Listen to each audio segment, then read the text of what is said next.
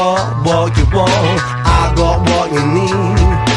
Old school kicks with a new school twist, banging on my MP3. I got what you need. Alright, welcome to Nosy Joe's coverage of 23-24 season MSXC round 3. This is at East Fort Creek. Did not get a good start here. Don't ask me what I'm doing here, I have no idea. I think I just wanted to give everybody a chance to get around me from the very beginning. It's the only sense I can make of it. Anyway, it's about a 55 to 60 degree day. Nice and sunny. Only got a little bit of rain on Friday, so it was a very dry course. Hadn't rained here in the last couple of weeks. I'm really in the mood for a mudder at this point. Every race so far in this series has been very dry and dusty.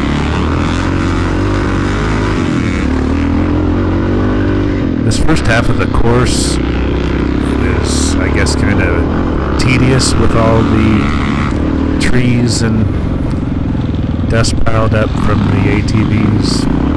I thought this first lap was kind of the roughest. It did kind of smooth out as we, raced. Got a little bit better with a little bit more flow. This first lap here, I'm just trying to get around guys, and it's kind of tough because you don't know what to expect. Don't know what's coming ahead. Try some alternate routes. We just kind of keep staying in single file here.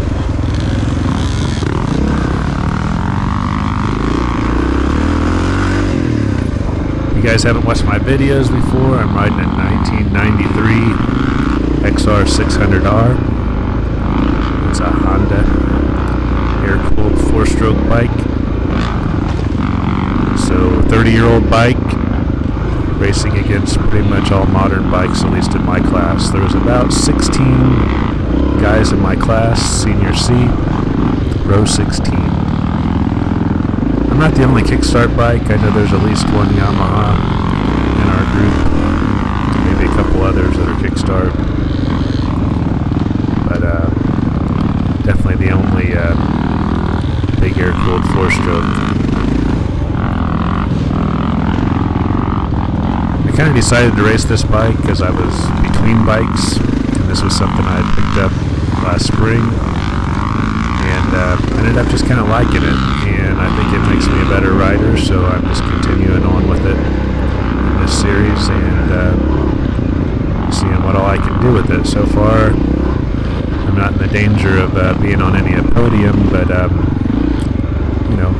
usually somewhere around halfway mark on placing.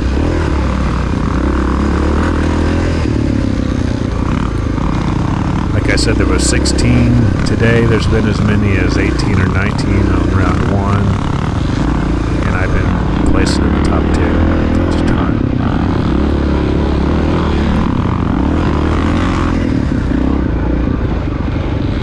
I will say, if any of you have been following my videos, I first raced this in a regular hare scramble at an IXCR race at Whiskey River. Before that, I'd only kind of ridden in some abbreviated adventure class racing. Anyway, I'm running still the same pair of tires, so I'm on my 4th race with these tires on it, which is IRC VX40 on the front and IRC VE33S in the back. I was hoping we'd see a little bit more need for better tires, I guess, but again, it's just been so dry. I knew watching videos from previous years that this was a place that had a lot of water crossings and stuff, so I did take a little bit of air out of my rear tire. I'm running at 8 pounds, which I was closer to 10 at Cub Mountain. Can't really say if I needed it. Traction was just really never an issue today again, so I'll probably just keep running these tires unless we have a real bad forecast or something sloppy before the next races. There's 2 races coming up in December, so who knows what that might bring.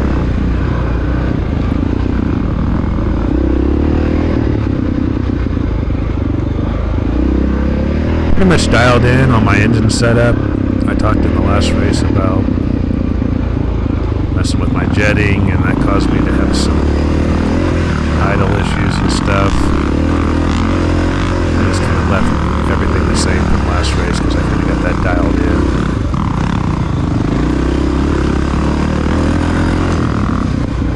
If anything, it idled maybe a little too high today as the temperature was about 20 degrees cooler.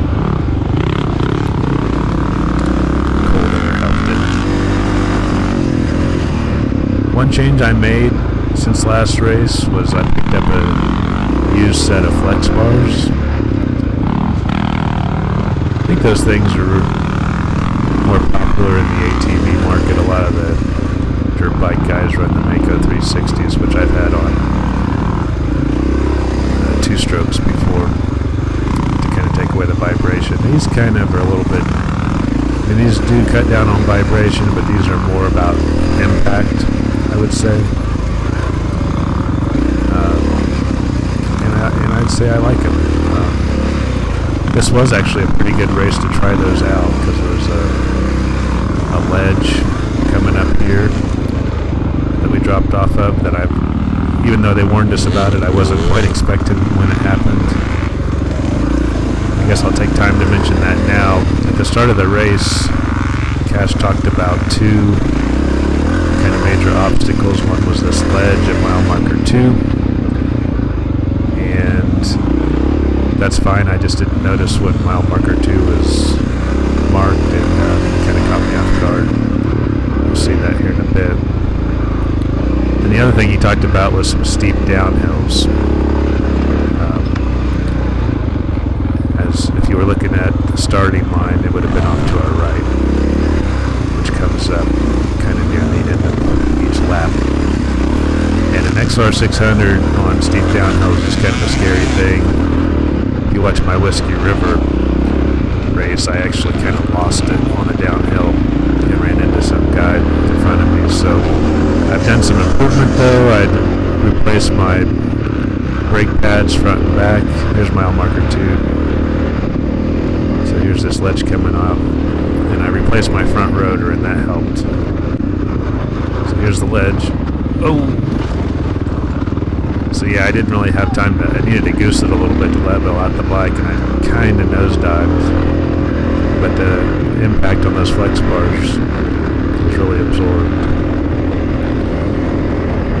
So anyway, that was the ledge, and we'll see the steep downhills. There's a couple of them near the end of this lap. But anyway, I had a lot better luck after brake pad change, and I guess I had just a slight warped rotor in the front, and that was messing me up back during that IXCR race. And my brakes are a lot better now. Now there was Mike McDonald there on my left. I just passed. He actually got first place in my class in round 1, but you notice he was working on his seat there. It broke off, and he was not able to finish the race here, get a DNF, unfortunately. So I will say he's a third one of my friends that got modern KTMs that those seats have broken off during races. I think that's a design issue. I used to ride a Husqvarna, and everybody was worried about composite subframes on the Husqvarna. Well, I never had my seat break off, even though those KTMs have the aluminum subframe. I know of 3 of my friends that have broken off during the races. So someone bumped into him from the back and knocked that whole thing loose. It's kind of all tied together, the rear fender, one bolt with the seat. When you lose that, you're pretty much done. Tell you what, on an XR600, you'd have to about rip the bike in to knock the seat off. Got a steel subframe, got a couple bolts holding on the seat in the back, couple 10mm, and plus it's locked into the gas tank up front. It's a proper saddle.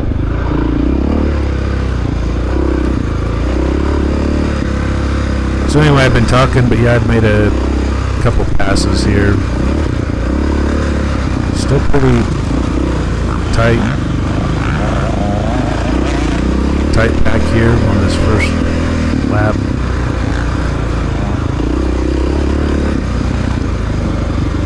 Keeping up with everybody pretty good.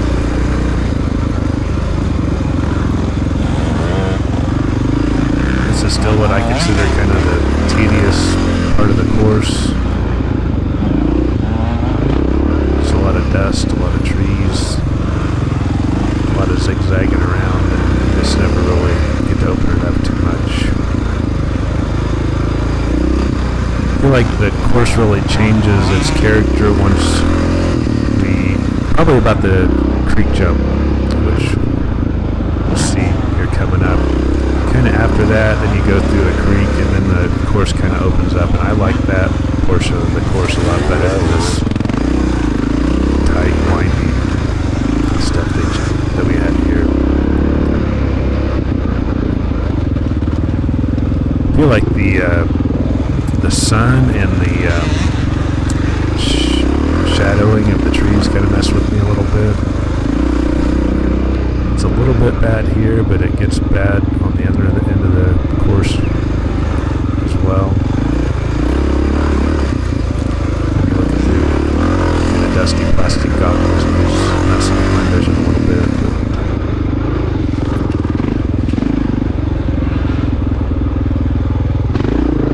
That's not my excuse. That's just was a factor. A little bit on vision.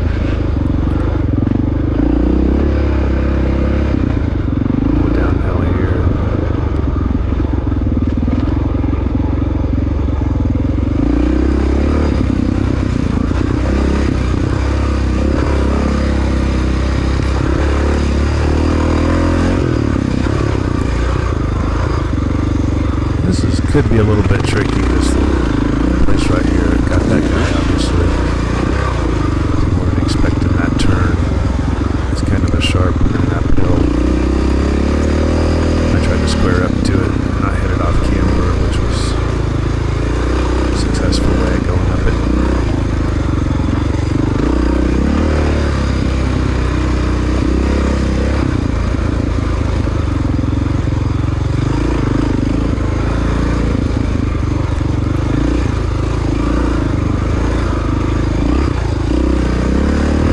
Losing the pack at this point.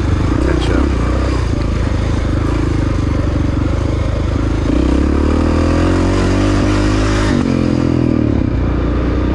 Get out of first gear here. Well, it's just kind of tentative the first lap because you just don't know what's ahead of you. Oftentimes you think you can open it up, and then all of a sudden there's a reason why you shouldn't have. We're kind of up on the split here. To the right is the creek jump, which I didn't do. I go left. I probably could have done the creek jump. What I didn't like about it when I walked it was you kind of jump and then you got to immediately take a right turn, and I just wasn't sure about jumping into a turn. It was probably fine. Now here's where we drop into the creek. From here on out, I just like the course a lot better.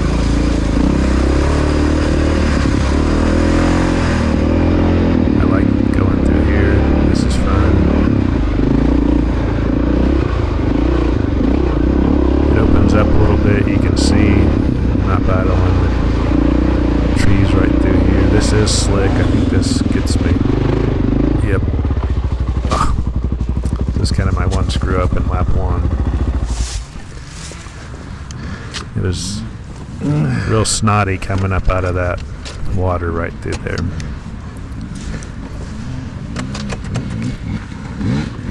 I kind of lose the front wheel and can't get turned out of it.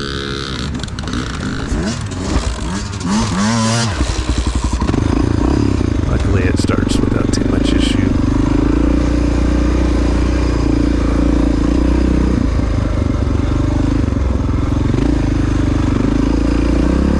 Funny thing about this place is I didn't think I'd ever raced here before. And turns out I had, I just didn't recognize it. I don't think it was called this when I raced it a couple years ago. I think it was the Tobacco Patch or something like that.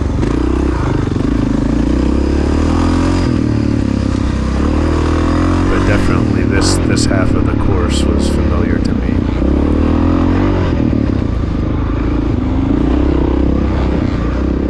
I want to say 2 years ago. It was one of the last races in the series, like in March, for example.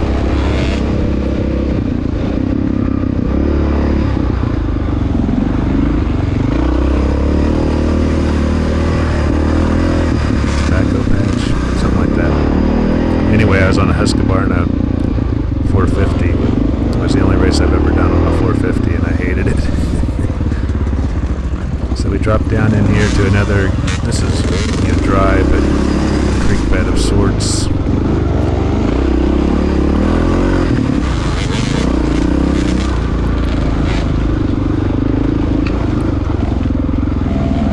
I think this is cool as well. I like this type of thing.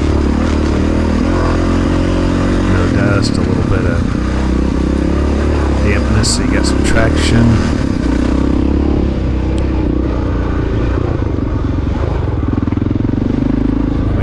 Hill climb. So the XR likes hill climbs.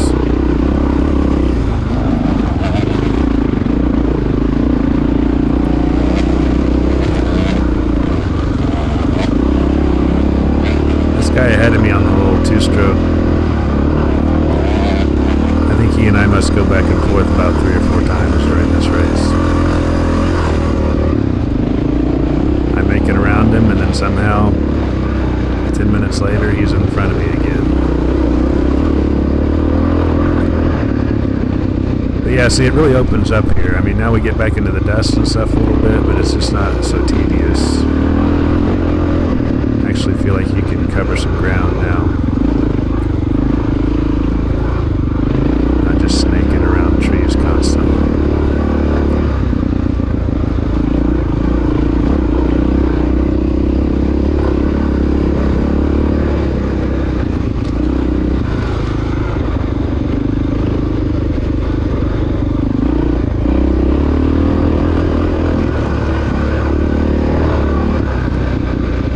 Talk about course length. They told us it was about 7.2 miles, which seemed about right according to my little tripometer on my bike. I did 4 laps, clocked about 29 miles. So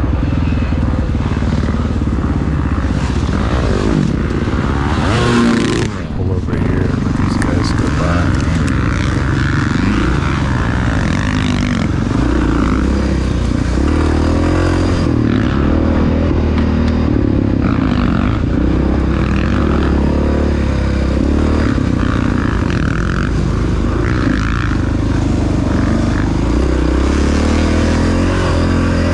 So yeah, talked about the 2 major obstacles, which was the ledge at mile 2, and then the downhills. The downhills we'll get to here in a little bit.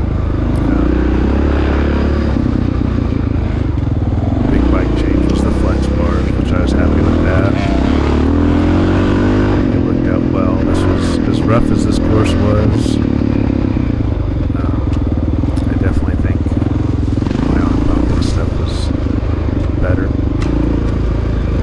A lot of that has to do with what you eat, how hydrated you are too. So arm pump's kind of a difficult thing to know if you've got it licked or not, but really didn't have any during this race.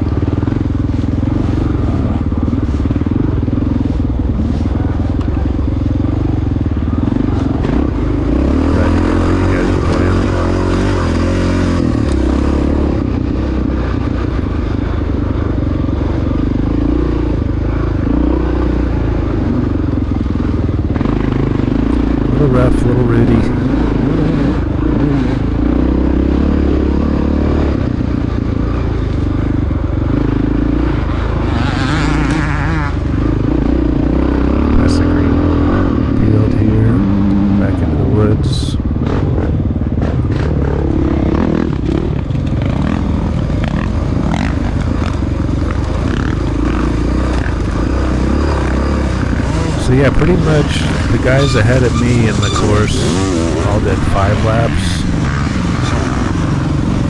I must have come in like at a weird time on my 4th lap because it was under 2 hours, but they were already doing the checkered flag. But I was feeling good, like I wasn't worn out or anything. I could have done the 5th lap, but I must have just come in like a minute too soon for them to allow me to go another lap.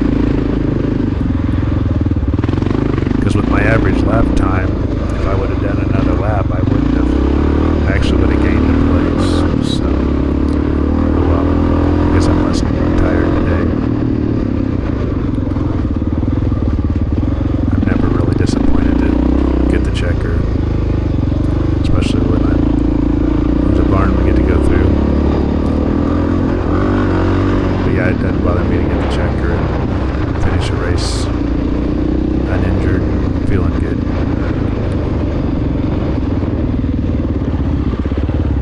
So you can bonk your head if you're not careful.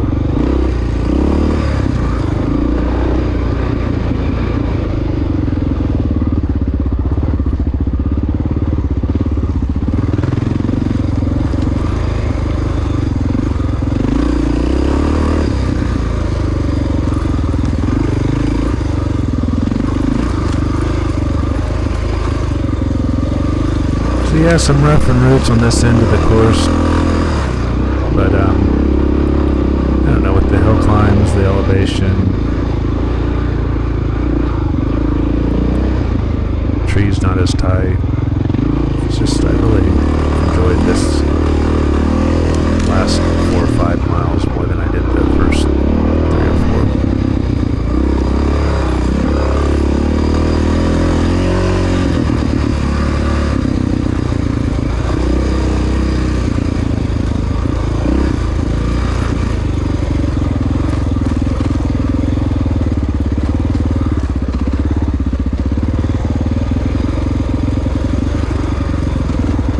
Is a downhill, but this isn't one of the 2 sketchy ones that are coming up.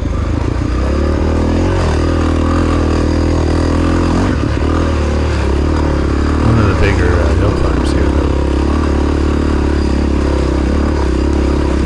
There's probably like 3 legit hill climbs.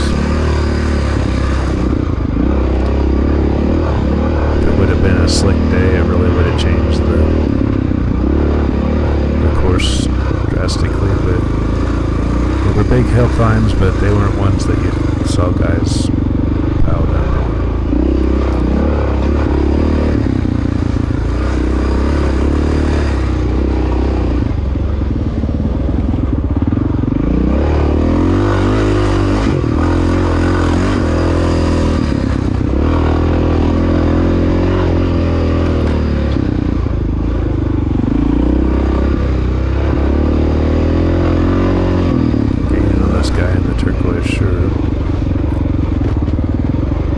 Okay, so there's one of the X's that's telling you we're ready for the first nasty downhill. They get you started off right with a couple slick routes to get you cockeyed. And again, I'm having flashbacks to IXCR, so I am babying this thing all the way. I know I'm driving people crazy behind me, but on this first lap, I don't know how long it's going to be this steep. And at this point in the hill, I can't tell how long it goes on like this either. Everybody's being cool though, able to maneuver around me, and I see that I can make it. I pull off to the side here, it's like my hands are so worn out from riding that clutch and brakes. And we immediately have to go right into another one of the legit hill climbs here, so I kind of wave everybody on. There's that guy I need to pass again.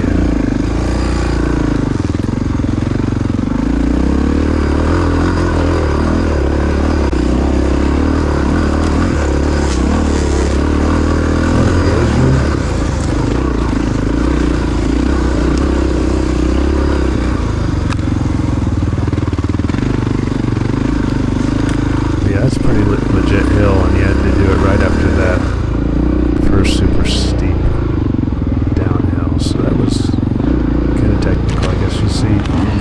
guys taking a break there.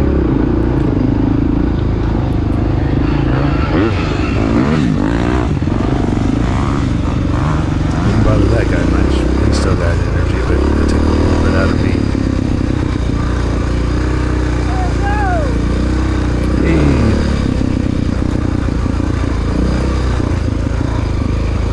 Now here's the second nasty downhill. This one starts out like, oh, what's the big deal? And then it gets steep near the end. I had some guys tell me that this one freaked them out more than the first one, but not for me because we had a clear view of where we needed to get to. So even when it was steep, you could see the bottom. That first one, it was just like, I wasn't sure where it was headed and whether it was going to get worse or better or what. So anyway, riding the XR down those big hills, not the funnest thing, but performed pretty well.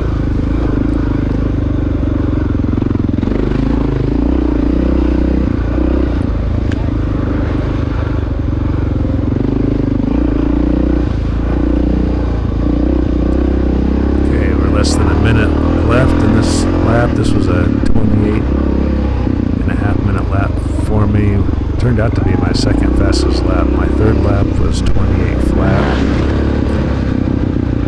And my second and fourth laps, I kind of had a couple mistakes on. So anyway, not too bad in the end.